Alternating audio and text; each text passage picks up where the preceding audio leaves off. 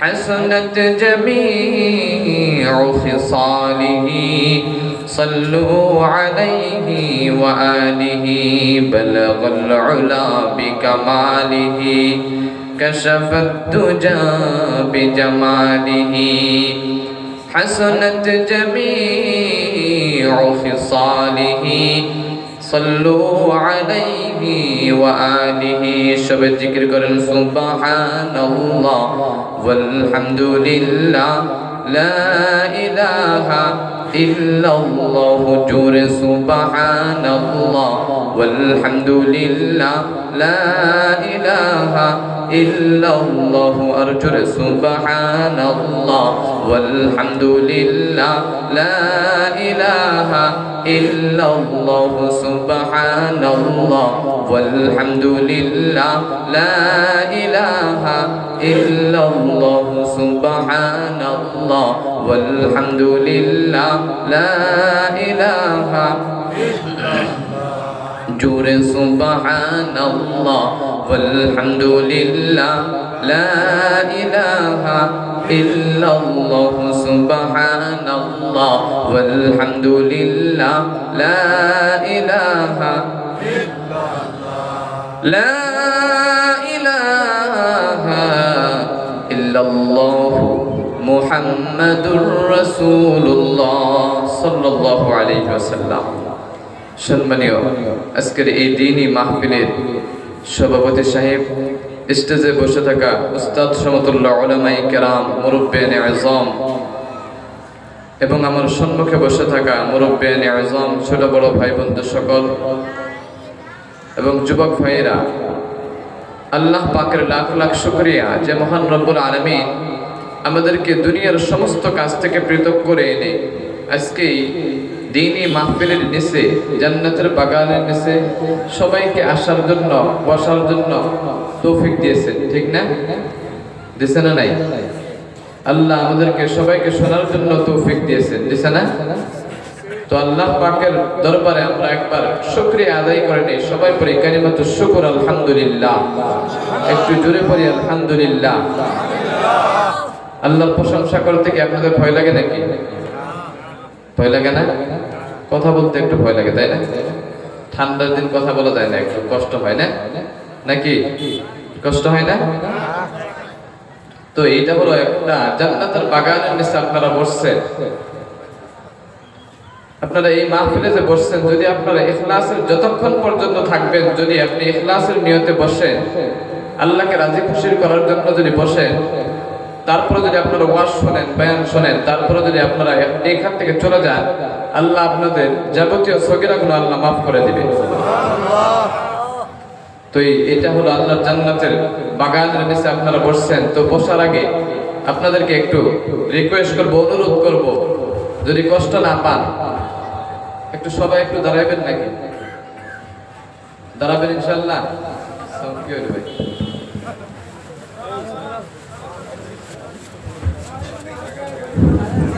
সবাই একটু দাঁড়াবেন,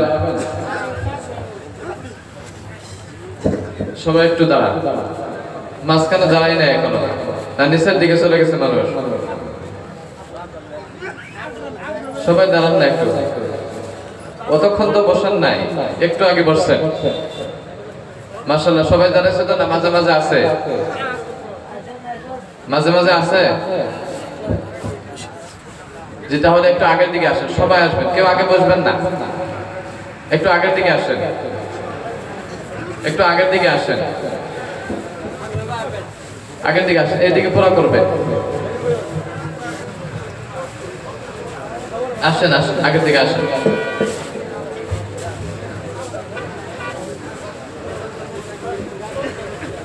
আসছেন তো? এইদিকে মানুষগুলো মাঝখানে আসেন, এদিকে। বেশি সময় থাকবো না, 1 ঘন্টা সময়।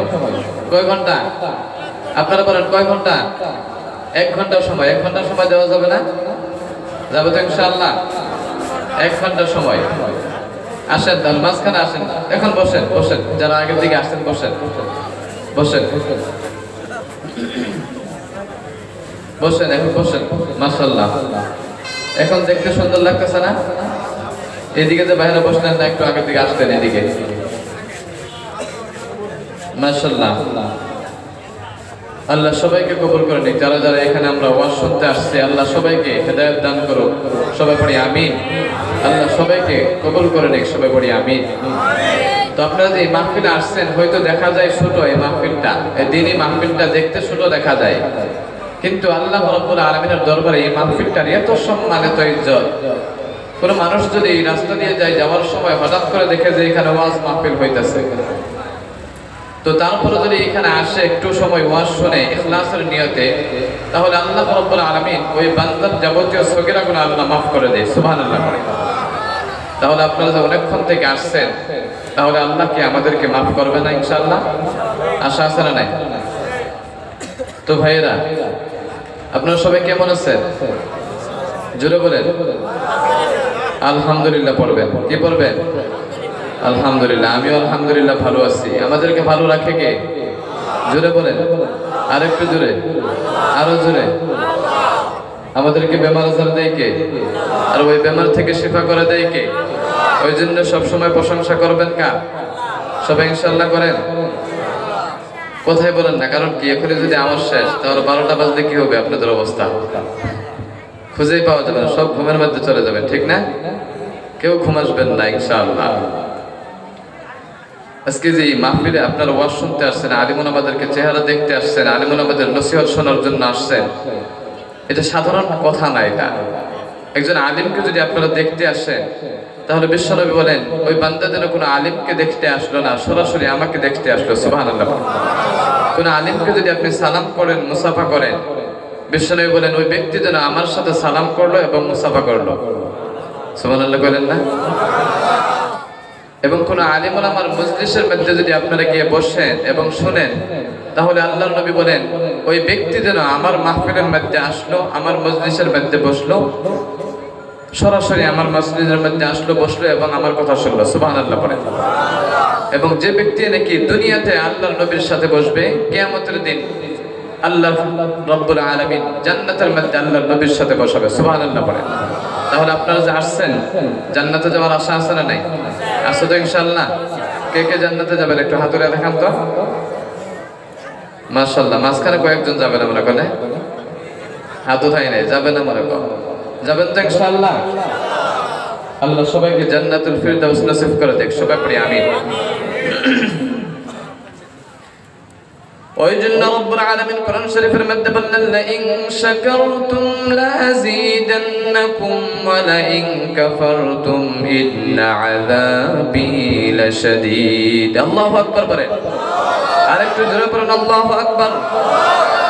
রব্বুল আলামিন কোরআন শরীফের মধ্যে বললেন লা ইন শাকারতুম লাযীদান্নাকুম ওয়া লা ইন কাফারতুম ইন্না আযাবি লাশাদীদ।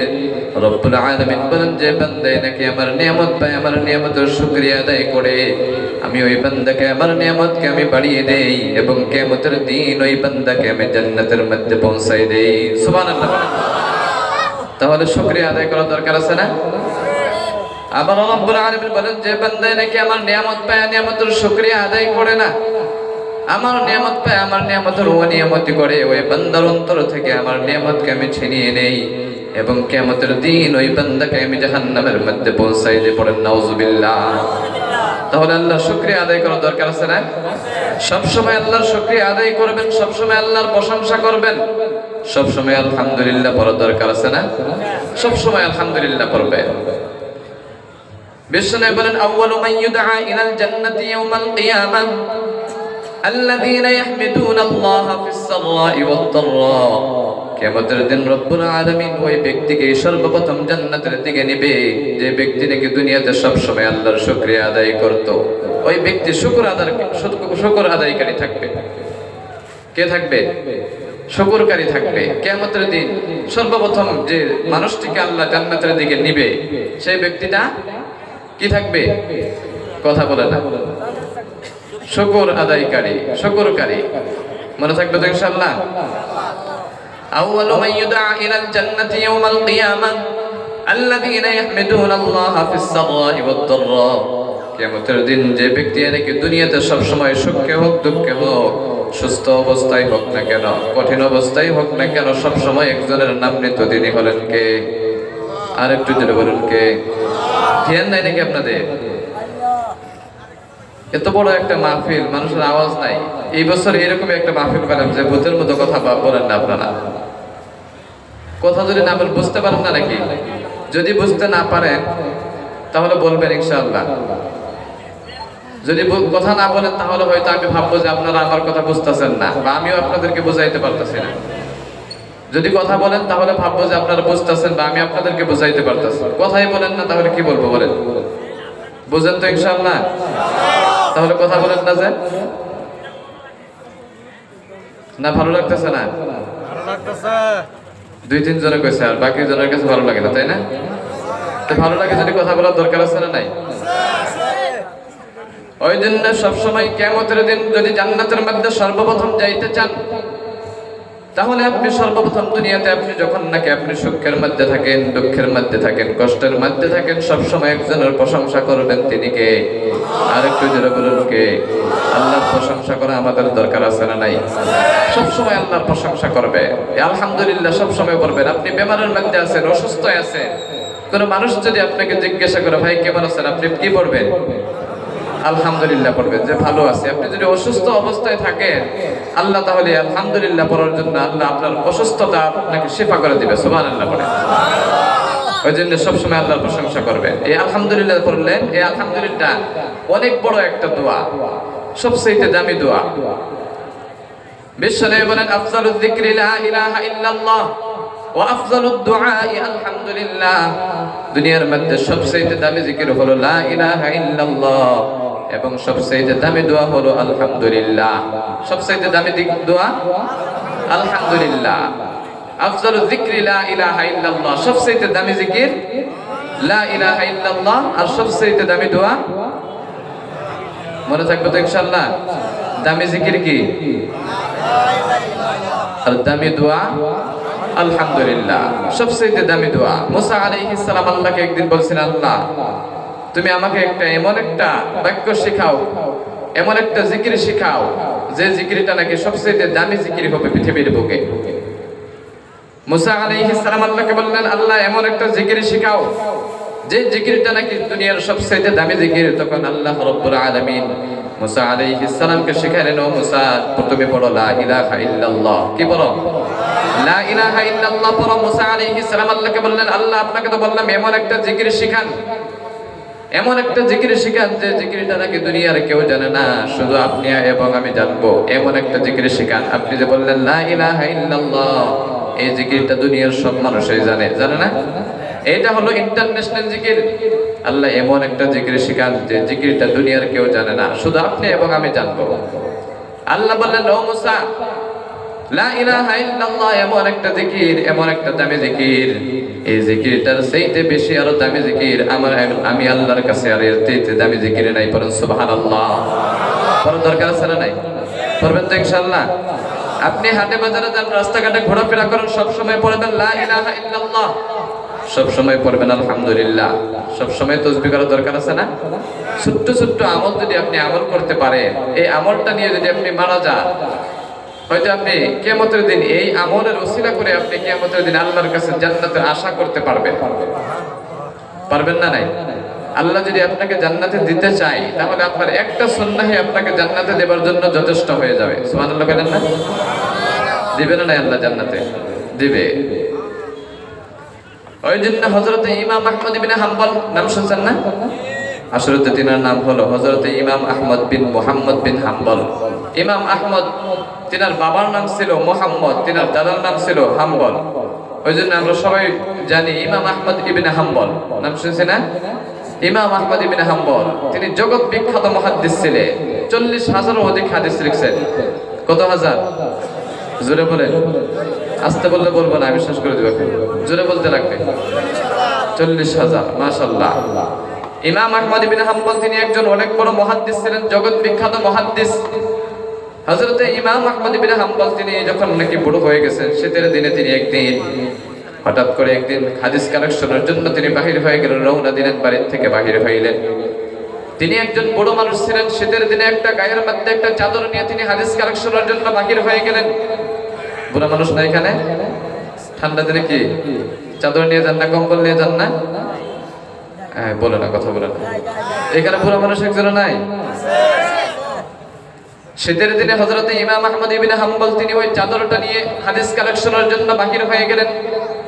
যাইতে যাইতে হঠাৎ করে যখন নাকি বিকাল হয়ে গেলেন, সন্ধ্যার আজান তখন নাকি দিয়ে দিলেন, মাগরিবের আজান হইল। ওই মসজিদের মধ্যে মাগরিবের সালাত আদায় করে নিলেন, মাগরিবের নামাজ আদায় করে নিলেন। মাগরিবের নামাজ আদায় করার পরে হযরত ইমাম আহমদ ইবনে হাম্বল ওই মসজিদের মধ্যে বসে রয়েছিলেন। অনেকক্ষণ থেকে, সকাল থেকে বিকাল পর্যন্ত যে মসজিদের কাছে আসছেন হযরত ইমাম আহমদ ইবনে হাম্বল, এখন যে তিনি মাগরিবের নামাজ পড়ে যখন বাড়িতে ফিরে যাবে, রাস্তাটা তো অনেক দূর, দূর হয়েছে না? এই আবার কথা বলে না, অনেক দূর রাস্তাটা। ওই জন্য হযরত ইমাম আহমদ ইবনে হাম্বল তিনি মনে মনে ভাবলেন, হয়তো আমার বাড়ি অনেক দূরে, মসজিদ থেকে অনেক দূরে, আমি অনেক দূরে আমি সফর করে আসছি, ওই জন্য আমি আজকে এই মসজিদের মধ্যে আমি থাকবো। কালকে সকালবেলা ফজরের নামাজ পড়ে আমি মসজিদ থেকে বাহির হয়ে যাব। মসজিদের মধ্যে মাগরিবের নামাজ আদায় করলেন। কিছুক্ষণ পরে এশার আযান হইলেন, এশার নামাজ আদায় করলেন।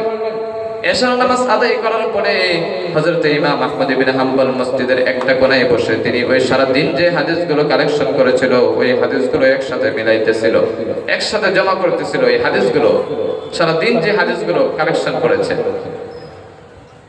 হঠাৎ করে যখন নাকি মসজিদের মধ্যে এশার নামাজ শেষ হয়ে গেল, সমস্ত মুসল্লিরা বাহির হয়ে গেল, মসজিদ থেকে ইমাম সাহেব বাহির হয়ে গেল। এখন যে সর্বলাশ যে ব্যক্তিটি বাহির হবে মসজিদ থেকে, ওই ব্যক্তিটা কে থাকবে বলতে পারবেন? সর্বলাস্টে, সর্বশেষে কে মসজিদ থেকে বাহির হয় এটাও জানেন না? কেউ মসজিদে যান না নাকি? এখানে তো জান, তাহলে বলতে পারেন না কেন? মুয়াজ্জিন সাহেব সবার লাস্টে বাহির হয় না? সর্বশেষে কে বাহির হয়? আপনি নাকি? সর্বশেষ যে ব্যক্তিটিকে বাহির হয় এটা হলো মুয়াজ্জিন সাহেব। মসজিদের ইমাম সাহেব বাহির হয়ে গেল, মসজিদের মুসল্লিরা বাহির হয়ে গেল, কিন্তু একজন মানুষ বাহির হয় না। ওই মানুষটা হলো একটা বড় মানুষ, শীতের দিনে চাদর একটা নিয়ে মসজিদের একটা কোণায় বসে রয়েছিল। মসজিদের মুয়াজ্জিন দেখে যে একজন বড় মানুষ মসজিদের কোণায় বসে রয়েছেন, মসজিদের কোণার মধ্যে বসে রয়েছে। ওই হযরত ইমাম আহমদ ইবনে হাম্বলকে তিনি চিনতে পারেন নাই, মসজিদের মুয়াজ্জিন চিনতে পারেন নাই। ওই জন্য বললেন, ও চাচা, আপনি মসজিদের মধ্যে কেন বসে রয়েছেন? এখন তো আমি মসজিদ তালা দিব, এখন আপনি সমস্ত মানুষরা বাহির হয়ে গেছে, আপনি মসজিদ থেকে বাহির হন, আপনি এখন মসজিদ থেকে চলে যান, এখন তো মসজিদ তালা দিব। কিন্তু ইমাম সাহেব যখন, মুয়াজ্জিন সাহেব যখন নাকি বললেন, হযরত ইমাম আহমদ ইবনে হাম্বল বললেন, ও মুয়াজ্জিন, আমি মসজিদের মধ্যে আজকে পুরো রাতটা কাটাবো, সকালবেলা ফজরের নামাজ পড়ে আমি এইখান থেকে চলে যাব, আমি অনেক দূর থেকে আসছি, আমি একজন মুসাফির, আজকের রাতটা আমাকে এই মসজিদের মধ্যে থাকতে দাও। থাকতে দিলেন না তিনি। তখন বললেন, না, আপনি এখান থেকে চলে যান, অনেক রাত হয়েছে, এখন কোথায় যাবে? বাড়িতে তো ফিরে যাইতে পারবে না। ওই জন্য বললেন, অনেক চেষ্টা করার পর তখন বললেন, আমি এই মসজিদের মধ্যে ফজর নামাজও পড়বো, আমি এই মসজিদের একজন ফজর নামাজের মুসল্লি, ওই জন্য আমাকে মসজিদের মধ্যে থাকতে দাও। অনেক চেষ্টা করার পর ওই মসজিদের মধ্যে থাকতে দিলেন না। তিনি চেষ্টা করার পরও থাকতে দিলেন না, তিনি মসজিদ থেকে বাহির হয়ে গেলেন মসজিদের কথা মতো। কিছুক্ষণ যাওয়ার পরে দেখে মসজিদের একটা পাশে একটা বাজার দেখা যায়। রাত যখন নাকি 10টা হয়ে যায়, দেখে যে মসজিদের একটা কোণে একটা বাজার দেখা যায়। ওই বাজারের মধ্যে সমস্ত দোকান বন্ধ, একটা দোকান শুধু, ওই দোকান থেকে শুধু আগুন দেখা যায়। ফর্সা চেনেন না? আগুন, আগুন চেনেন? আগুন দেখা যায়, চুলার মধ্যে আগুন জ্বলতেছে। হযরত ইমাম আহমদ ইবনে হাম্বল ভাবলেন যে বাজারের মধ্যে কোনো মানুষ নাই, কিন্তু অনেক দূরে একটা আগুন দেখা যায়, হয়তো অনেক শীতের রাত, আমি ওই আগুনের কাছে গিয়ে একটু পুরো রাতটা কাটিয়ে দিব, সকালবেলা আমি যখন নাকি ফর্সা হয়ে যাব তখন আমি এখান থেকে চলে যাব। ওই আগুনের কাছে তিনি গেলেন, হেঁটে হেঁটে আগুনের কাছে যখন নাকি গেলেন, যাওয়ার পরে দেখে যে আগুনের কাছে একটা যুবক বসে রয়েছে। ওইখানে কে বসে রয়েছে? জোরে বলেন, আরো জোরে বলেন। একজন যুবক বসে রয়েছেন ওই আগুনের কাছে, দেখে যে একটা যুবক বসে রয়েছে ওইখানে। কিছুক্ষণ পরে হযরত ইমাম আহমদ ইবনে হাম্বল ওই যুবককে ডাক দিয়ে বলেন, ও যুবক, এত রাত্রের বেলা এই বাজারের মধ্যে তুমি কি করো?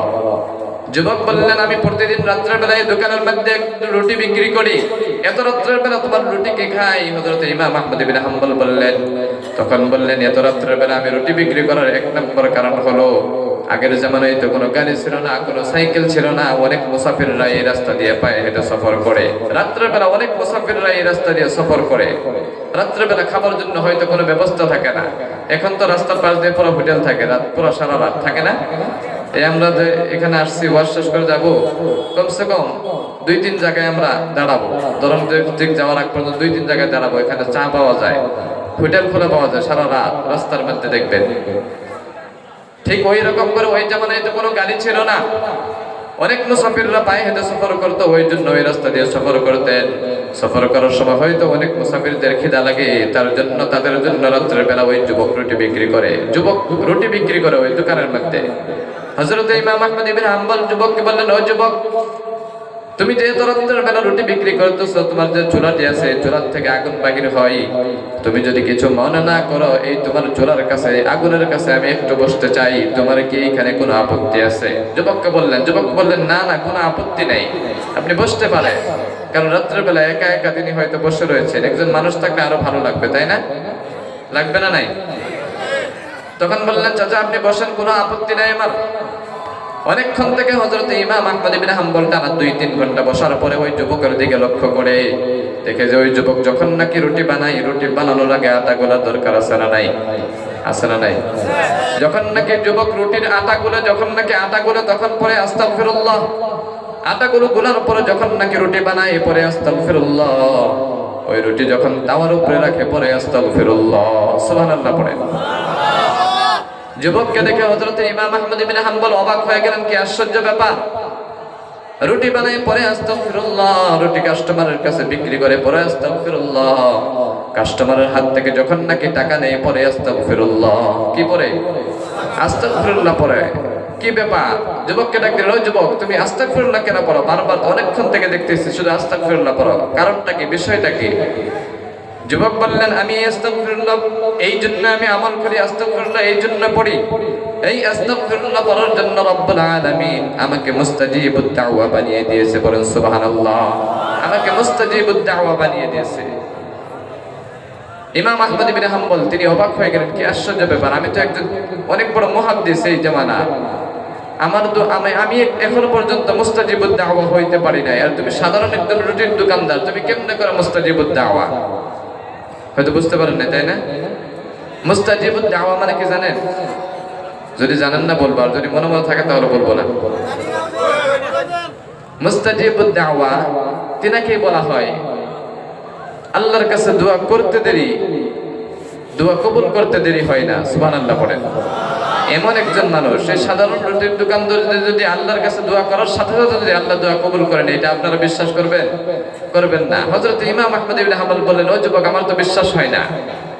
যুবক বললেন, নাআম আনা মুস্তাজিবুদ দাওয়া, হ্যাঁ আমি একজন মুস্তাজিবুদ দাওয়া, আমি আল্লাহর কাছে জীবনে যতগুলো আল্লাহর কাছে দোয়া করেছি সমস্ত দোয়া একজন কবুল করে নিয়েছেন, তিনি কে?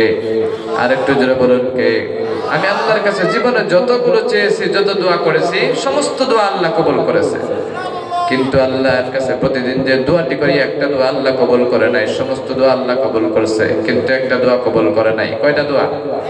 একটা দোয়া আল্লাহ কবুল করে নাই। হযরত ইমাম আহমদ ইবনে হাম্বল ওই কথা শুনে আরো আশ্চর্য ব্যাপার, তিনি ভাবলেন, কি ব্যাপার, তুমি একজন মুস্তাজিবুদ দাওয়া, তোমার সমস্ত দোয়া আল্লাহ কবুল করছে, কিন্তু একটা দোয়া কবুল করে না, সেই দোয়াটা আবার কি?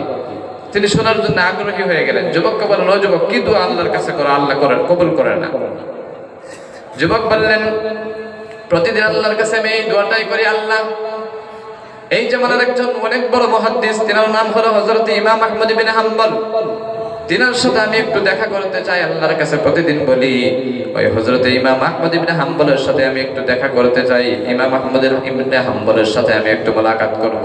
ওই কথা শুনে হযরত ইমাম আহমদ ইবনে হাম্বল তিনি যুবককে ডাক দিলেন। ডাক দেওয়ার পর বললেন, ও যুবক, এদিকে শোনো। যুবককে বললেন, ও যুবক, যুবককে জড়িয়ে ধরে বললেন, ও যুবক, তুমি আল্লাহর কাছে প্রতিদিন যে দোয়াটি আল্লাহর কাছে করো, যে দোয়াটি আল্লাহ কবুল করে না, সেই দোয়াটি আজকে তোমার কবুল হয়ে গেছে, বলেন সুবহানাল্লাহ। আজকে এই দোয়াটি তোমার কবুল হয়ে গেছে, প্রতিদিন যে দোয়াটি করো। কিসের জন্য কবুল হয়েছে জানেন? কেউ বলতে পারে না, শুনেন না, আসলে মাঝখান থেকে কিছু খেলে শুনছেন। কিসের জন্য আল্লাহ দোয়া কবুল করছে? এই আস্তাগফিরুল্লাহ পড়ার জন্য রব্বুল আলামিন তিনাকে মুস্তাজিবুদ দাওয়া বানিয়ে দিয়েছে, সুবহানাল্লাহ পড়েন। তাহলে আমরা যদি পড়ি, বানাবে না? নাই, ভরসাই নাই, কারণ এইগুলো তো আমল করি না আমরা, কেমনে করে ভরসা করব? ইনশাআল্লাহ করবেন তো সবাই? ইনশাআল্লাহ সব সময় আল্লাহর ইস্তিগফার করবেন, সব সময় তওবা করবেন, সব সময় তাসবিহ করতে থাকবেন, আলহামদুলিল্লাহ পড়বেন। আপনাদেরকে দামি জিকির একটা শিখাই দিলাম, এই লা ইলাহা ইল্লাল্লাহ এটা পড়বেন, দোয়া পড়বেন আলহামদুলিল্লাহ, এই আস্তাগফিরুল্লাহ পড়বেন। আস্তাগফিরুল্লাহ পড়লে সব সময় আল্লাহ গুনাহ মাফ করতে থাকে। এই গুনাহ মাফ করার জন্য যদি আপনি মাসুম হয়ে যান, আপনি যে দোয়াটি আল্লাহর কাছে করবেন আল্লাহ সঙ্গে সঙ্গে কবুল করে নেবেন। সুবহানাল্লাহ বলেন। ওই জন্য আমার ভাইয়েরা,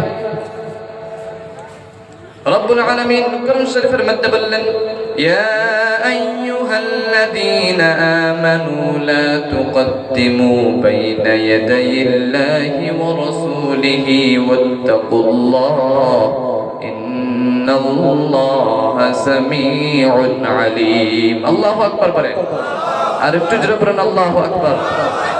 রব্বুল আলামিন কোরআন শরীফের মধ্যে বললেন, ইয়া আইয়ুহাল্লাযীনা আমানু লা তুকদ্দিমু বাইনা ইয়াদাইল্লাহি ওয়া রাসূলিহি ওয়াত্তাকুল্লাহ ইন্নাল্লাহা সামিউন আলীম। সুবহানাল্লাহ বলেন। রব্বুল আলামিন বলেন, হে দুনিয়ার মানুষ, এই ইমানদার বান্দাগণ, আল্লাহ এবং আল্লাহর রাসূল যে বিধানগুলো আমাদেরকে দিয়েছে, যে উপদেশগুলো আমাদেরকে দিয়েছে, ওই উপদেশগুলোই তোমরা মেনে চলো। তার চাইতে বেশি মানার দরকার নাই। তার চাইতে যদি বেশি মানতে যাও, বেশি বুঝতে যাও, তাহলে তোমাদের ওর মধ্যে তোমাদের লানত আছে না? বেশি যদি মানতে যান, বেশি যদি বুঝতে যান, লানত আছে না নাই? আল্লাহ এবং আল্লাহর রাসূল যে বিধানগুলো উপদেশগুলো আমাদেরকে করেছে, ওইগুলোই যদি আমরা মেনে চলি, তাহলে তার মধ্যে আমাদের কল্যাণ আছে না নাই? আছে না? কল্যাণ আছে। যে আদেশগুলো আল্লাহ করেছে, আল্লাহর নবী যে আহকামগুলো আমাদেরকে উপদেশগুলো করেছে, সেইগুলোই যদি আমরা মেনে চলি, তাহলে আল্লাহ রাব্বুল আলামিন আমাদেরকে কল্যাণ দিবে, নেকি দিবে। এইগুলো যদি আমরা মেনে চলি, তার চাইতে বেশি মানার দরকার আছে নাকি? আমাদের বেশি মানারও দরকার নেই। এইগুলোর উপরে যদি আমরা আমল করি, আমাদের হায়াতে জিন্দেগি শেষ হয়ে যাবে, কিন্তু আমল শেষ হবে না। ঠিক কিনা? আমল শেষ হবে না। আপনি যদি আল্লাহ এবং আল্লাহর রাসূল যে বিধানগুলো করেছে, তার চাইতে যদি আপনি বেশি বুঝতে যান, হয়তো ফজরের নামাজ, হয়তো আপনি ফজরের নামাজের মধ্যে দাঁড়াইছেন, সকালবেলা ফজর নামাজের জন্য দাঁড়াইছেন। ফজর নামাজ কয় রাকাত? ফরজ কয় রাকাত? 2 রাকাত। নামাজ পড়া সওয়াব না গুনাহ? ভালো না খারাপ? ভালো। তো ফজর নামাজ 2 রাকাত, ফরজ নামাজ যদি 2 রাকাত হয়, আপনি যদি নামাজের মধ্যে দাঁড়িয়ে যদি আপনি মনে মনে ভাবেন যে আমি 2 রাকাত না, আমি 3 রাকাত পড়বো, সওয়াব হবে না গুনাহ হবে? জোরে বলেন। গুনাহ হবে। ওই জন্য আল্লাহ এবং আল্লাহর রাসূল যে বিধানগুলো আমাদেরকে দিয়েছে, ওইগুলোর উপরে আমরা আমল করব। তার চাইতে বেশি মানতেও যাব না, বুঝতেও যাব না, ইনশাআল্লাহ পড়েন। কারণ তার চাইতে যদি বেশি মানতে যান, বুঝতে যান, হয়তো আপনার শিরকের দরজায় আপনি চলে যাবেন না নাই? অনেকখানে দেখবেন যে আল্লাহ হয়তো আল্লাহ রব্বুল আলামিন আমাদেরকে আল্লাহর ইবাদত করার জন্য বানাইছে, কিন্তু দেখবেন আল্লাহর ইবাদত না করে অন্যদিকেও মানুষ চলে যায় না নাই? যায় না? ওই জন্য রব্বুল আলামিন কোরআন শরীফের মধ্যে বললেন, ওয়া মা খালাকতুল জিন্না ওয়াল ইনসা ইল্লা লিয়াবুদুন। আমি আল্লাহ রব্বুল আলামিন জিন এবং মানুষকে বানিয়েছি শুধু আমার ইবাদত করার জন্য। কার ইবাদত করার জন্য? নিশ্চয় আল্লাহ ইবাদত করার জন্য আমাদেরকে বানিয়েছে, কিন্তু আমাদের ভাইদেরকে দেখা যায় অন্য মাজারে গিয়েও সিজদা করে না? মাজারে গিয়ে সিজদা করে না নাই?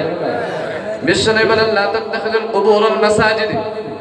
তোমরা কোন কবরকে তোমরা সিজদা ঘর বানিও না, মসজিদ ঘর বানিও না। কিন্তু মাজারের মধ্যে গিয়ে দেখবেন অনেক মানুষরা পূব চেনে না, পশ্চিম চেনে না, পূব দিকে মাথা দিয়ে, পশ্চিম দিকে পা দিয়ে ওই মাজারের মধ্যে গিয়েও সিজদা করে না নাই? সিজদা করে। আল্লাহর সাথে তুলনা করলেন, আপনি শিরিক করলেন, সব গুনাহ আল্লাহ মাফ করে দেয়, শিরিকের আল্লাহ মাফ করে না। নাউজুবিল্লাহ বলেন না? রব্বুল আলামিন কোরআন শরীফের মধ্যে বললেন, يا بني إنها إن تك مثقال حبة من خردل فتكن في صخرة أو في السماوات أو في الأرض يأت بها الله إن الله لطيف خبير. سبحان الله. رب العالمين القرآن الشريف المدة بلن يا حضرت لقمان عليه السلام তিনি একজন ওলি ছিলেন। তিনার সন্তানদেরকে আল্লাহ রাব্বুল আলামিন তিনার সন্তানদেরকে লুকমান আলাইহিস সালাম যে নসিহতগুলো করেছিলেন, তার মধ্যে থেকে একটা নসিহত হলো, ইন্নাশ শিরকা লাযুলমুন আযীম। ও আমার সন্তানেরা, তোমরা শিরিক করিও না, শিরিক করা মহাপাপ। কি পাপ? মহাপাপ, সবচেয়ে বড় পাপ। তোমরা শিরিক করিও না। আপনারা আল্লাহর সাথে কোনো তুলনা করবেন না, মাজারে গিয়ে সিজদা করবেন না, কোনো শিরিক করবেন না।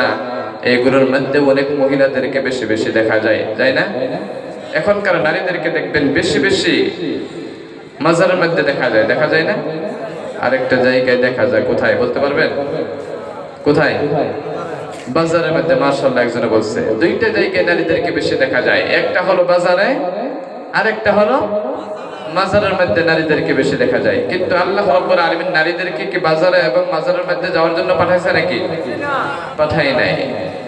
কিন্তু এখনকার নারীরা হয়তো, পুরুষরা, স্বামীরা চেষ্টা করে, হয়তো ভাইরা চেষ্টা করে বোনকে বাজারে না নেওয়ার জন্য, মাজারে না নেওয়ার জন্য, কিন্তু মহিলারা কথাই শোনে না অনেক স্বামীদের, ঠিক না? কোনো না কোনো একটা বাহানা করে বাজারের মধ্যে যায়, যায় না? নাই? ওই জন্য নারীদেরকে ভালো করে লক্ষ্য করে বলছি, রব্বুল আলামিন কোরআন শরীফের মধ্যে বললেন, ওয়াকরনা ফি বুয়ুতিকুন্না ওয়ালা তাবাররাজনা তাবাররুজাল জাহিলিয়াতিল উলা। সুবহানাল্লাহ পড়েন। রব্বুল আলামিন কোরআন শরীফের মধ্যে বললেন, ওয়াকরনা ফি বুয়ুতিকুন ওয়ালা তাবাররাজনা তাবাররুজাল জাহিলিয়াতিল উলা। আমার নারীরা, তোমরা ঘরের মধ্যে আবদ্ধ থাকো, ঘরের মধ্যে সব সময় আবদ্ধ থাকো, তোমরা ঘর থেকে তোমরা বাহিরে যাও না। যখন নাকি তোমাদের প্রয়োজন হবে ওই সময় তোমরা বাহির হও, ঠিক না? তোমরা সারা দিন ঘরের মধ্যে আবদ্ধ থাকো, সারা রাত ঘরের মধ্যে আবদ্ধ থাকো, যখন নাকি তোমার হসপিটালের প্রয়োজন হয় ওই সময় তুমি বাহিরে যাও। জাহিলি যুগের নারীদের মতো তোমাদের নিজের চেহারাকে, নিজের পোশাকে তোমরা অন্য পুরুষকে দেখিও না। তোমাদের মতো তোমরা সবসময় ঘরের মধ্যে আবদ্ধ থাকবা। নারীদেরকে আল্লাহ অনেক ভালোবাসে, তাদেরকে ঘরের মধ্যে আবদ্ধ থাকতে বলতেন। সারাদিন পুরুষরা শুধু ঘরের মধ্যে থাকবেন না, পুরুষরা সারাদিন পরিশ্রম করবেন, পুরুষরা সারাদিন ঘরের থেকে বাহিরে থাকবেন, যখন নাকি বিকাল হবে ওই সময় আপনারা ঘরের মধ্যে প্রবেশ করবেন। কিন্তু এখন দেখা যায় নারীরাই বেশি পরিশ্রমের মধ্যে, ইনকামের মধ্যে লেগে গেছে, ঠিক না? ইনকামের মধ্যে নারীরা এখন বেশি। আপনি যদি নারী দিয়ে যদি ইনকাম করান, তাহলে আপনার সম্মান কি থাকলো বাড়ির মধ্যে? থাকলো কি? থাকলো না। আপনি নারীর টাকা খান, আপনার স্ত্রীর টাকা খান, আপনার কি কোনো লজ্জা থাকবে এখানে? থাকবে না। আপনাকে যদি টাকা না দেয় আপনি বাজারেও যাইতে পারবেন না। পারবেন কি? পারবেন না। ওই জন্য নারীদেরকে আল্লাহ রাব্বুল আলামিন ঘরের মধ্যে আবদ্ধ থাকতে বললেন, ঘরের মধ্যে আবদ্ধ থাকতে বললেন। ওই জন্য সবসময় আমরা নারীরা ঘরের মধ্যে আবদ্ধ থাকবো, কিন্তু নারীদেরকে দেখা যায় বেশিরভাগ বাজারের মধ্যে যায় এবং বেশিরভাগ মাজারের মধ্যে যায়, যায় না? নাই? বাজারের মধ্যে যায়। হয়তো অনেক স্বামীরা চেষ্টা করে, ভাইয়েরা হয়তো চেষ্টা করে যে আমার মাকে, আমার বোনকে, আমার স্ত্রীকে বাজারের মধ্যে নিব না, কিন্তু কোনো না কোনো একটা বাহানা করে যায়। যেরকম করে নাকি হয়তো ঈদের সময় বা কোনো একটা অনুষ্ঠানে আপনি যাবেন, ওই সময় যদি আপনি নারীদেরকে একটা হয়তো কাপড় এনে দিলেন, 2000 টাকা দিয়ে একটা কাপড় এনে দিলেন, একটা ড্রেস এনে দিলেন, আনার পরে ওই সময় আপনি যদি স্ত্রীর হাতে, হয়তো বিবির হাতে, হয়তো মার হাতে, বোনের হাতে যখন নাকি ড্রেসটা, কাপড়টা যখন নাকি দিবেন, দেওয়ার সাথে সাথে বলবে এটা একটা কাপড় হইল নাকি, বাজারে ঘুরে দিয়ে আসো, তারা আর অন্য একটা বলেন না? নাই? যখন নাকি বাবার হাতে ওই কাপড়টা আবারও ঘুরাই দেয়, বাবা আবার চেষ্টা করে, কষ্ট করে ওই বাজারের মধ্যে গিয়ে ওই কাপড়টা বদলে অন্য একটা কাপড় এনে ওই মহিলার হাতে দেয়, হয়তো মেয়ের হাতে দেয়। দেওয়ার সাথে সাথে ওই মহিলা বলে এটা একটা কাপড় হইলো, এটা তো কাপড় ঠিক আছে, কিন্তু ওই কাপড়ের রংটা ঠিক ভালো হয় নাই, কাপড়ের রংটা এবার চেঞ্জ করে আনো, বদলায় আনো কাপড়ের রংটা। কারণ দুইটা হলো না, কাপড়ের দুইবার ঘুরাইলো, তাই না? নাই? আবারও যখন নাকি ঘুরাইতে বললেন, স্বামী হয়তো, বাবা হয়তো অনেক চেষ্টা করে আবারও বাজারের মধ্যে যায়। বাজারের মধ্যে যাওয়ার পরে যখন নাকি আবারও কাপড়টা এনে দেয়, এনে দেওয়ার পরে আবার ওই স্ত্রী এবং বোনের ওই কাপড়টা পছন্দ হয় না, তখন আর কি করবে? বললো এইটা একটা কাপড় হইলো, এটা হয়তো ফুল ছোট ছোট, বড় বড় ফুল আনবা, বলে না? নাই? যখন নাকি 3 বার, যখন নাকি 2 বার, যখন নাকি কোনো স্বামীকে, কোনো ভাইকে, কোনো বাবাকে যখন নাকি একটা মেয়ে, মহিলা যখন নাকি ঘোরাবে, তখন তিনার মেজাজটা এমনিতেই গরম হয়ে যাবে, ঠিক না? তখন কি বলবেন? যে টাকা নাও, তুমি নিজেই গিয়ে বাজার করে আনবা, ঠিক না? এগুলো বেশিরভাগ কাদেরকে দেখা যায় জানেন? গার্লফ্রেন্ড এবং বয়ফ্রেন্ডের মধ্যে, ঠিক না? ঠিক না? নাই? দেখবেন যে হয়তো গার্লফ্রেন্ড কাপড় একটা এনে দিছে, যে এটা পছন্দ হয় না, টাকা দিয়ে আমি নিজেই নিয়ে নিব, বলে না? নাই? এখন ফেসবুক, এখন তো হয়তো ফ্লিপকার্টে অর্ডারের সুবিধা আছে, এখানে কার কার গার্লফ্রেন্ড আছে দেখি একটু হাজরাই দেখাই। কেউ নাই? মাশাআল্লাহ, সব আল্লাহর ফেরেশতা এখানে, না? কারণ না এখানে গার্লফ্রেন্ড, যদিও থাকে হয়তো কেউ হাত উঠায় নাই, তাই না? আল্লাহ আজকে থেকে ব্রেকআপ করে দিবে, সবাই পড়ে আমিন। নাই যদি হাত উঠাই নাই, হয়তো থাকলে দোয়া করে দিতাম। নাই যদি, ওই জন্যই নারীদেরকে রব্বুল আলামিন ঘরের মধ্যে আবদ্ধ থাকতে বললেন। এক নম্বরের কারণ হলো বাজারে যাওয়ার কারণ হলো নারীদের মেন উদ্দেশ্য হলো তাদের বাজারের মধ্যে যাওয়া। আসলে হয়তো কোনো বাবার হয়তো কথা মানবেন না আপনি, হয়তো আপনি চেষ্টা করার উপরে ওই নারীকে আপনি ঘরের মধ্যে আবদ্ধ রাখার দরকার। যেইটা কারণ হয়ে যাক না কেন, আপনি তবুও আপনার ঘরের মধ্যে আপনার রাখতে লাগবে। কারণ কোনো মহিলা যদি জাহান্নামের মধ্যে যায়, আপনার মেয়ে হয়তো জাহান্নামের মধ্যে যদি যাবে কিয়ামতের দিন, কিন্তু ওই মহিলার জন্য আপনি বাবাও আপনাকে সর্বপ্রথম জাহান্নামের মধ্যে যাইতে লাগবে। নাউজুবিল্লাহ পড়েন। কোন মহিলা যদি জাহান্নামের মধ্যে যায়, ওই মহিলার সাথে 4 জন পুরুষ মানুষ জাহান্নামে যাবে। কয়জন পুরুষ? 4 জন পুরুষ মানুষ। এইগুলো বেশি বেশি বলার উদ্দেশ্য হলো কারণ এইগুলো সমাজের মধ্যে এখন বেশি দেখা যায়। কারণ দেখবেন যে নারীরা হয়তো আগে সুন্দর করে পর্দা করে বাহির হতো, এখন দেখবেন যে শর্ট ড্রেস পরে টাইট কাপড় পিনতে যখন নাকি বাহির হয়, ছেলেরা দেখে এমনি তো পিছনে পিছনে ছুটে। ঠিক না? বুড়া মানুষও কাছে দেখেন, ঠিক যেন বুড়া মানুষও যায়। জান নাকি চাচা? জান না? মাশাআল্লাহ। কিন্তু এমন ড্রেস পিনতে, এমন পোশাক পরিধান করে এগুলো দেখে বুড়া মানুষও জওয়ান হয়ে যায়। ঠিক নাই? ঠিক না? কিন্তু এইগুলো জিনার, এখন সমাজের মধ্যে জিনা কেন বেশি হয় ভাইরা ভালো করে লক্ষ্য করে দেখবেন, জিনা কেন বেশি হয়? নারীরা এমন কাপড় পরিধান করে, মেয়েরা এমন সফট কাপড় পরিধান করে, টাইট কাপড় পরিধান করে, ওইগুলো দেখে দেখে হয়তো আসলে তো মেন উদ্দেশ্য হলো জিনার মেন দাওয়াত দেওয়ালা হলো মহিলারা। ঠিক না? জিনার দাওয়াত কে দেয়? মহিলারাই দেয়। এখন দেখা যায় নারীরাই বেশি বেশি দেয় জিনার দাওয়াত। হয়তো কোনো মহিলার যদি হয়তো বিয়ে হয়েছে, হওয়ার পরে একজন বউ, তিনি হয়তো যখন নাকি স্বামী থাকেন না, স্বামী সারাদিন পরিশ্রম করে, দেখবেন যে ফোন লাগাই নিছে অন্য ছেলের সাথে। আছে না নাই? এখন তো দেখবেন বউজিরা বেশিরভাগ বাইর হয়ে যায়, যায় না নাই? কিন্তু তাদেরকে ভালো করে বলি, কোনো মহিলা যদি স্বামী থাকা অবস্থায় যদি অন্য পুরুষের সাথে পরকীয়া করে, অন্য পুরুষের সাথে যদি কথা বলেন ভাই, কোনো বোন, তাহলে দেখবেন হয়তো আপনার ওই ঘরের মধ্যে যদি কোনো সন্তানও থাকে, কোনো যদি হয়তো ছেলে থাকলো, মেয়ে থাকলো, ওই সন্তান যখন নাকি বড় হবে, আপনি হয়তো সন্তানকে, আপনার স্বামীকে ধোঁকা দিতেছেন, আপনার সন্তানদেরকে ধোঁকা দিতেছেন।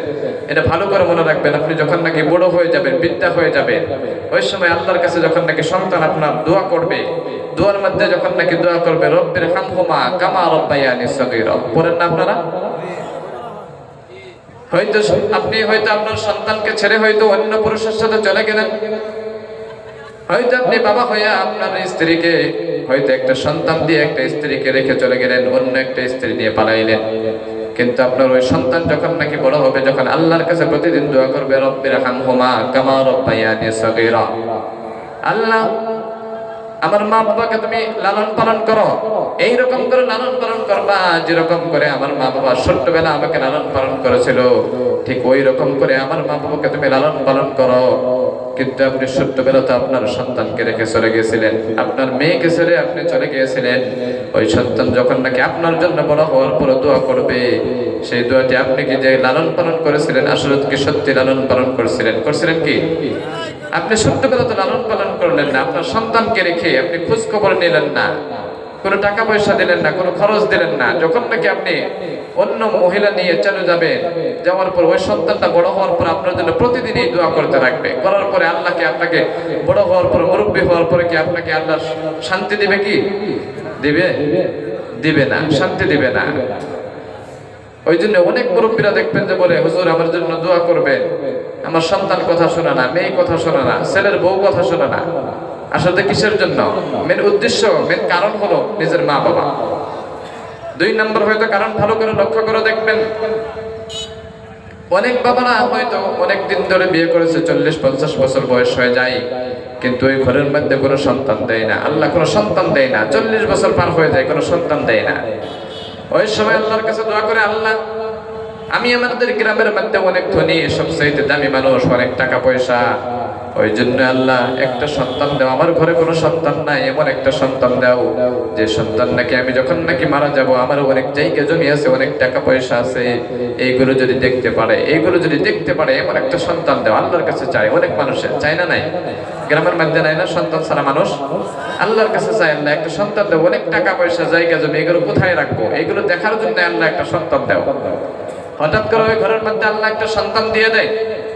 যাওয়ার পরে কিছুদিন যাওয়ার পরে যখন নাকি সন্তান বড় হয়, বড় হওয়ার পরে সন্তানকে লালন পালন করে বড় করলেন, বড় করার পর ওই সন্তান বড় হওয়ার পরে আপনাকে হয়তো বাবা মাকে ভাত কাপড় দেয় না, ওই বাবাকে ভাত কাপড় দেয় না, বাড়ির থেকে বার করে দেয়। ওই সন্তানের স্ত্রীও ওই শ্বশুরকে দেখতে পারে না। কিন্তু আসলে আপনি প্রথমেই ভুল করে ফেলেছেন। আপনি ভালো করে লক্ষ্য করে দেখেন, আপনি যে আল্লাহর কাছে যেই জন্য দোয়াটি করেছিলেন, আল্লাহ তুমি আমাকে এমন একটা সন্তান দাও যে সন্তান নাকি আমি বৃদ্ধা হওয়ার পরে, মারা যাওয়ার পরে, বৃদ্ধা হওয়ার পরে, বুড়ো হওয়ার পরে ওই সন্তান যেন আমার হয়তো যেইগুলো টাকা পয়সা আছে, জায়গা জমিন আছে, এইগুলো দেখতে পারে। এইগুলো যদি দেখতে পারে, আপনি প্রথমেই দোয়া করছেন কিসের জন্য ভাই?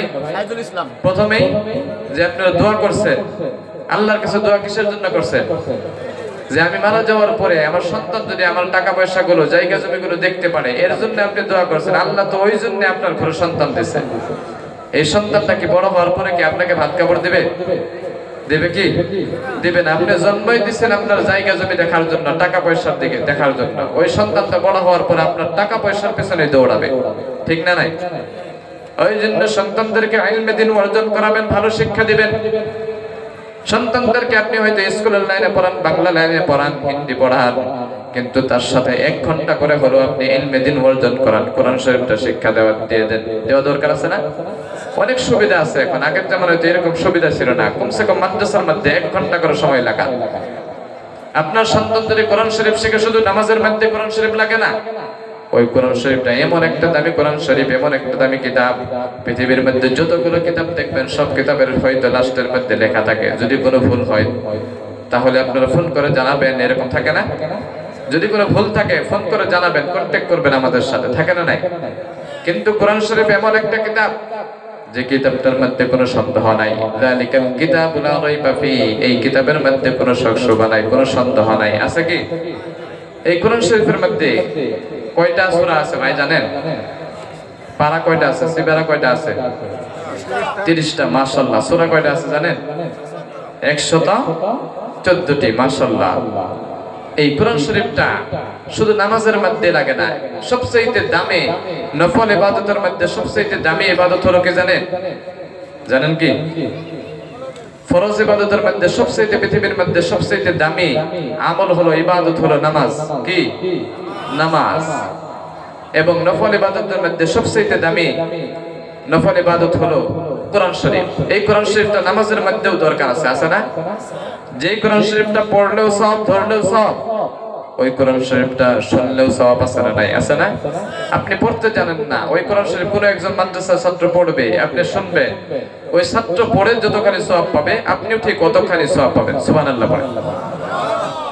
এই কোরআন শরীফ যদি নিজে শিখেন, বিশ্বনবী বলেন, মান ক্বারাআল কুরআন ফাস্তাযহারা লাহু ফাআহাল্লা হালালাহু ওয়া হাররামা হারামাহু আদখালাহুল জান্নাহ ওয়া শাফাআহু ফি 'আশরাতিন মিন আহলি বাইতিহি কুল্লুহুম ক্বাদ ওয়াজাবাত লাহুমুন নার। আল্লাহু আকবার বলেন।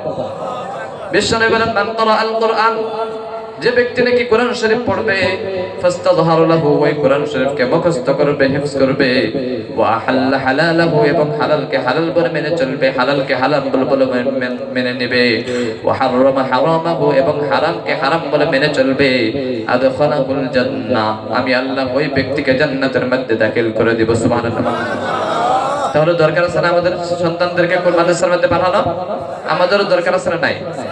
যে কোরআন শরীফটা পড়লেও সওয়াব, ধরলেও সওয়াব আছে, ওই কোরআন শরীফটা আমাদের সন্তানদেরকে শেখানো দরকার আছে না নাই?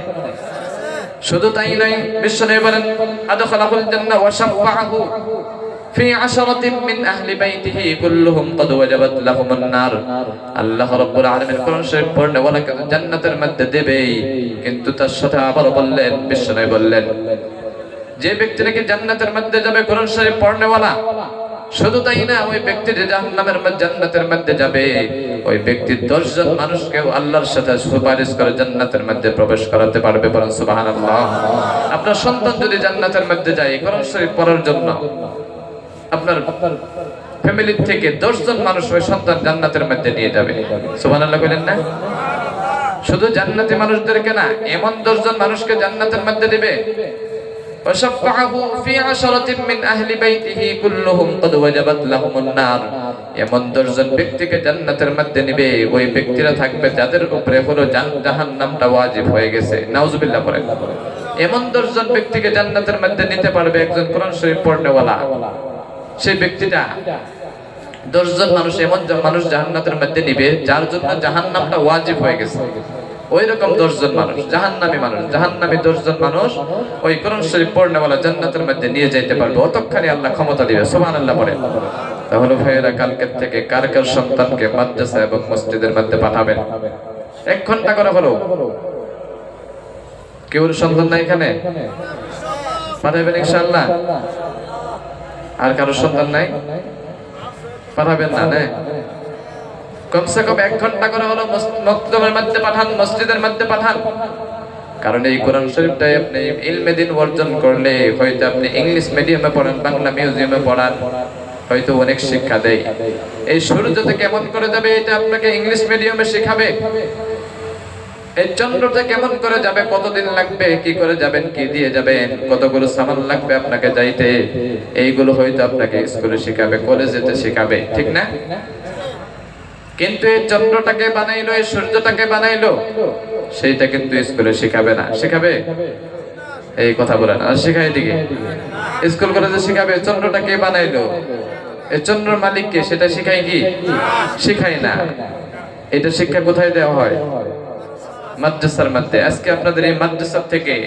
হয়তো কয়েকজন ছাত্র পাগড়ি নিবে এই ছাত্রদের এত সম্মান কাল কিয়ামতের দিন রব্বুল আলামিন জানেন নাকি হয়তো হাফেজ হয়েছেন হাফেজে কোরআন তাদেরকে এত সম্মান দিবেন আল্লাহ রাব্বুল আলামিন তাদের শুধু তাদের না তাদের মা বাবাকে এমন করে নূরের তাজ পরাবে কিয়ামতের দিন দুনিয়া আর পৃথিবীর সব মানুষে দেখতে থাকবেন যে কি ব্যাপার এরা কেরা হলো এরা কেরা এত যে আপনি এত সম্মান দিয়েছেন আল্লাহ এরা হলো কেরা এরা কি কোনো নবীদের মা তখন বলবেন না এরা হলো একজন হাফেজে কোরআনের মা সুবহানাল্লাহ পড়ে এমন সম্মান থাকবে তাহলে যারা নাকি হাফেজে কোরআন যারা নাকি হাফেজ পড়ছে কোরআন শরীফ পড়ছে তাদের সম্মান তাহলে কত হবে বলেন কত হবে কম হবে না বেশি হবে বিশ্বনবী বলেন ইকরা ওয়ারতাকি ওয়ারাতিল কামা কুনতা তুরাতিলু ফিদ দুনিয়া فإن منزلك عند آخر آية تقرأها কাল কিয়ামতের দিন রব্বুল আলামিন ওই হাফেজ কোরআন কে কিয়ামতের দিন জান্নাতের মধ্যে যখন নাকি প্রবেশ করাবেন ওই জান্নাতিকে ব্যক্তিকে বলবেন ওই হাফেজ কোরআন কে বলবেন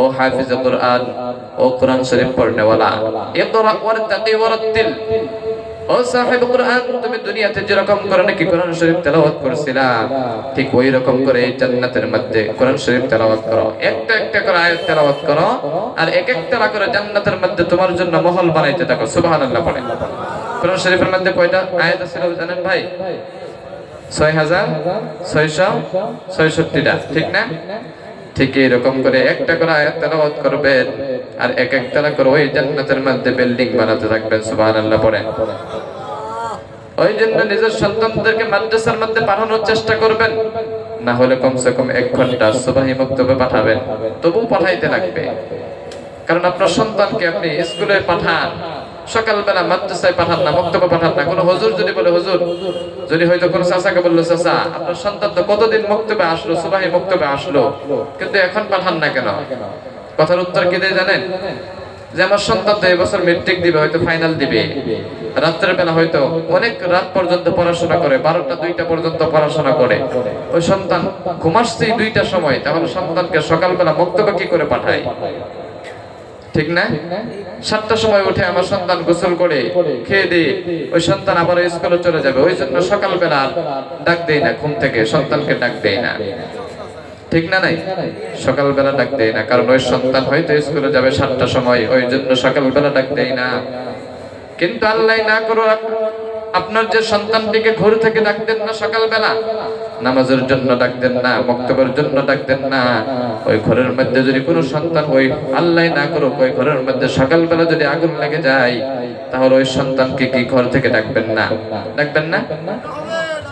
ডাকতে হবে কিসের জন্য ডাকবেন আগুন লাগছে ঘুমাচ্ছে তো ডাক দিবেন কেন ঘুম ডিস্টার্ব করা যাবে কিন্তু এটা ভাববেন না যে একটু ঘুমাতে থাকো তবুও একটু পুইরে মরো এটা ভাববেন কি কখনো ভাববেন না কিসের জন্য আগুন লাগছে। এই দুনিয়ার সাধারণ আগুন থেকে যদি আপনার সন্তানকে যদি ঘুম থেকে ডাকতে, তাহলে ওই জাহান্নামের আগুন থেকে আমাদের সন্তানকে বাঁচানো দরকার আছে না নাই? আছে না? তাহলে কালকের থেকে নিজের সন্তানকে, হয়তো যাদের সন্তান যায় না মসজিদে বা নিয়ে যাইতে পারেন না, 7 বছর থেকে অধিক হয়ে গেছে, ওই সন্তানকে সকালে মসজিদে পাঠানোর জন্য কে কে চেষ্টা করবেন? একটু হাত উঠে দেখান তো। সবই পাঠাবেন না? মাশাআল্লাহ, যারা যারা পাঠাইবেন আল্লাহ ওই সন্তানকে কবুল করেন। একসঙ্গে পড়ি আমি। ওই জন্যই সন্তানদেরকে মসজিদের মধ্যে পাঠাবেন, আপনি নিজেও মসজিদের মধ্যে আনবেন। আপনি প্রতিদিন কোন সন্তানকে যদি আপনি নামাজের জন্য আদেশ করেন, হয়তো ওই সন্তান আপনার পাক্কা নামাজি হয়ে যাবে, আপনিও তার সাথে বাবা ওই সন্তানের জড়িয়ে করে জান্নাতের মধ্যে যাইতে পারবেন। সুবহানাল্লাহ পড়েন। কারণ এই দুনিয়ার সাধারণ আগুন থেকে যদি বাঁচাইতে চান, আপনাকে ওই মসজিদের মধ্যে সকালবেলা ঘুম থেকে ডাকতেই লাগবে না? ওই জাহান্নামের আগুন এত ভয়ানক হবে, বিশ্বনবী বলেন আদ-দুখান ওয়াল আযাব। জাহান্নামের মধ্যে শুধু কষ্ট, ওই জাহান্নামের মধ্যে শুধু আগুন, ওই জাহান্নামের মধ্যে শুধু ধোঁয়া। আছে না? এই জাহান্নামের আগুন থেকে যদি আপনি বাঁচাইতে চান, তাহলে সকালবেলা ঘুম থেকে সন্তানদেরকে ডাক দেওয়া লাগবে। ডাক দিবেন তো ইনশাআল্লাহ? সবাই ইনশাআল্লাহ ডাক দিবেন। ইনশাআল্লাহ পড়েন। হয়তো রাত অনেক হয়ে গেছে, আমাদের প্রধান অতিথি আসছে, তিনি কি ছিলেন?